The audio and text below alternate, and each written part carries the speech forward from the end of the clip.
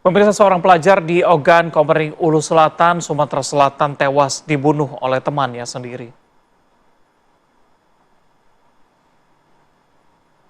Pembunuhan pelajar SMK ini terjadi di sebuah rumah kontrakan yang ditempati pelaku di Desa Gunung Terang, Kecamatan Buai Sandang Aji.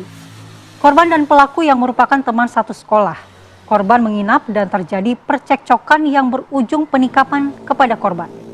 Korban sempat keluar rumah untuk minta pertolongan dan akhirnya roboh di pinggir jalan.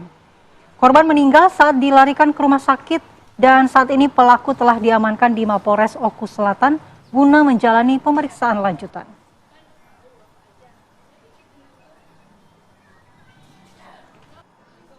Tentu yang menjadi pertanyaan adalah apa penyebab sebenarnya yang memicu sehingga tega menghabisi nyawa teman sendiri ya. Betul. Padahal pada saat itu mungkin menginap bersama karena memang ada kedekatan. Kita akan tanyakan kepada Wakapolres Oku Selatan, Kompol Hendro Suwarno. Selamat pagi Pak Wakapolres. Selamat pagi Mbak Reza sama Mas. Ya Mbak. Halo Ya, Mbak. ada Reza dan Mala di studio, Pak Wakapolres. Pak Kapolres, Wakapolres kami ingin tahu bagaimana sebenarnya kronologi kejadiannya. Apa yang memicu sehingga akhirnya pelaku ini tega menghabisi nyawa temannya sendiri, Pak? Baik Mbak. Selamat pagi sahabat Nusantara dan seluruh masyarakat seluruh Indonesia. Kami dari Polres Oku Selatan. Saya sebagai Wakapolres, di sebelah kanan saya ada Kasih Humas dan sebelah kiri saya ada Kasat Reskrim Polres Oku Selatan. Jadi dapat kami jelaskan pada masyarakat bahwa kronologis kejadian atau modus operandi yaitu pada hari Selasa tanggal 13 Januari 2025 sekira pukul 21.00.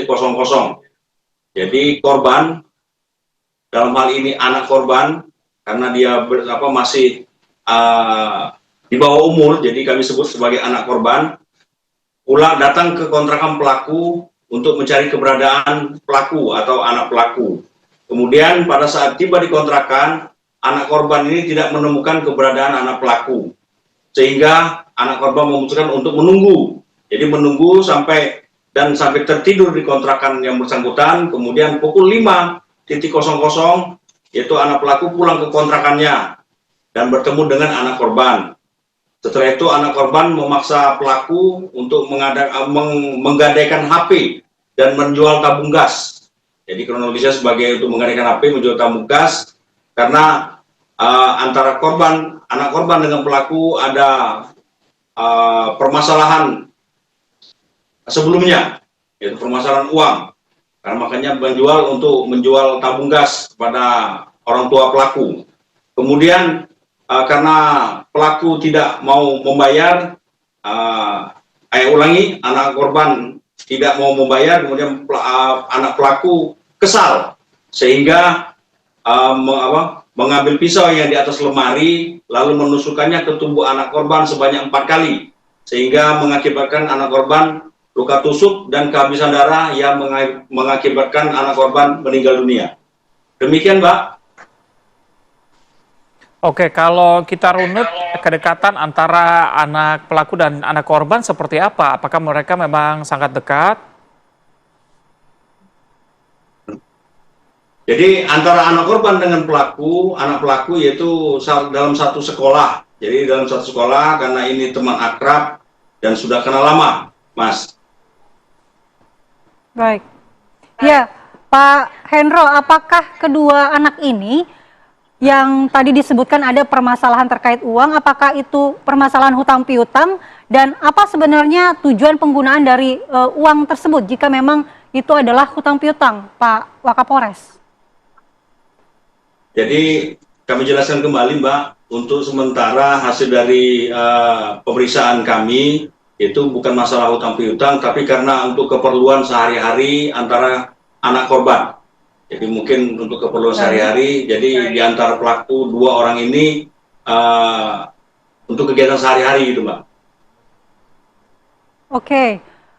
Baik, Pak Hendro, ini berarti bisa dibilang bahwa kejadiannya terjadi pada malam hari ya? Karena tadi diinformasikan korban setelah mendapatkan tusukan, ini berusaha untuk meminta pertolongan bantuan, tapi ternyata memang cukup sulit begitu. Jadi untuk kejadian itu bukan pada malam hari, karena pada malam hari itu anak korban menunggu anak pelaku, Mas. Jadi itu kronologisnya. Kemudian kejadiannya jam subuh, jam 5 subuh. Kemudian tidak sampai 24 jam, jadi Satreskrim Polres Oku Selatan itu berhasil mengamankan anak pelaku ini di TKP. Kebetulan kami mengamankan di rumah aparat desa. Demikian, Mas. Ya, Pak Hendro, apakah anak pelaku ini ataupun juga anak korban jauh dari rumah kedua orang tua mereka sehingga mereka harus berada di rumah kontrakan, Pak? Ataukah mereka tinggal bersama dengan orang tua? Jadi kalau untuk posisi anak korban, orang tua anak korban itu jauh karena sudah beda kecamatan, Mbak. Sedangkan anak pelaku di TKP itu berdekatan. Oke, baik. Lalu bagaimana nanti perlakuan hukum terhadap anak pelaku, Pak, mengingat masih di bawah umur?